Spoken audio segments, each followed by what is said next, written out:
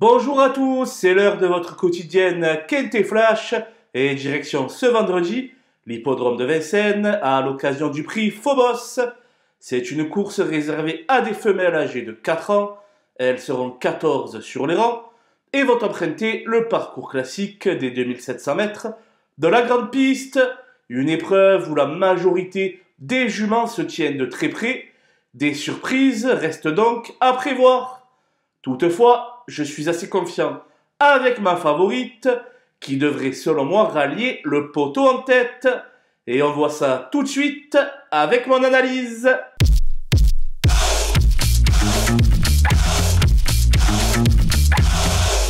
Les bases avec le 7 Jolie Gravure qui vient de renouer avec la victoire en la partageant avec Joy to Gis, une jument de qualité mise au point par Jean-Michel Baudouin. En plein dans sa catégorie, elle devrait, selon moi, doubler la mise. Le 5 Jalna Girl est en pleine ascension après avoir raté complètement son début de carrière. Elle reste désormais sur 9 podiums consécutifs et s'est imposée avec la manière pour ses premiers pas à Vincennes sur 2100 mètres. Confirmation attendue.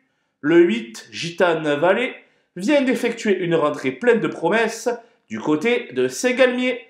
Certes, elle pourrait manquer d'un vrai parcours pour la victoire, mais son mentor ne se déplace jamais dans la capitale à des faits touristiques. Déjà placée sur ce parcours, elle s'annonce dangereuse.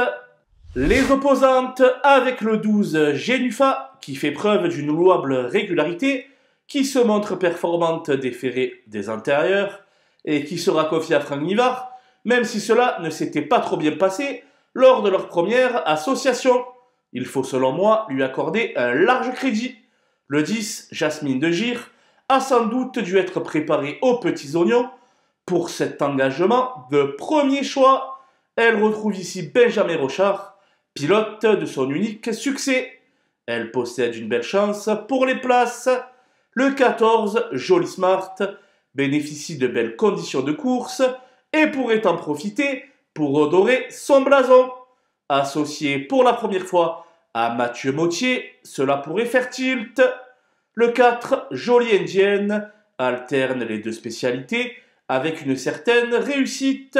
Elle ne possède pas beaucoup de marge de manœuvre, mais pourrait se placer à l'issue d'un parcours sans encombre. Mon coup de poker sera le numéro 13, Jossie du Villard, une jument pour qui Vincennes n'est pas le terrain de jeu préféré et qui brille par intermittence, comme lors de son avant-dernière sortie à Laval. Décidée, elle peut donner toutefois du fil à retordre à ses rivales. Les outsiders avec le 11 Justicia Glam, qui possède une première chance théorique évidente, mais qui n'a plus foulé les pistes en compétition depuis le mois d'avril. Elle constituera mon gros regret. Le 9, Jessie des pistes, a pour principal atout le sulkidor en titre Eric Raffin comme partenaire. Je la trouve trop intermittente, raison pour laquelle je l'ai glissée aussi bas dans ma sélection. Le 6, Jaliska Delanade, est elle aussi sur courant alternatif, bien que non dénuée de moyens. D'autres candidatures que la sienne me semblent préférables, même si elle ne constitue pas un interdit pour autant.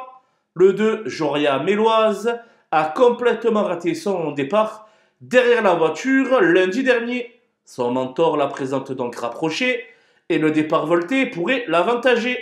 Il fallait faire des choix et même si elle aura des supporters, je ne l'ai pas gardée avec moi.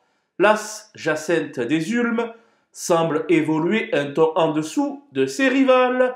Il lui faudra, semble-t-il, quelques défaillances pour qu'elle puisse s'emparer d'une allocation. Une seule jument dans la colonne des délaissés, et ce sera le 3 Jakarta de Chenu, qui court ici avec ses fers en vue d'un prochain objectif qui se disputera le mercredi 20 décembre, toujours sur la cendrée parisienne, dans le prix de Beaupréau. Ici, on peut faire l'impasse. Voilà, nous avons passé en revue les 14 participantes de ce prix Phobos.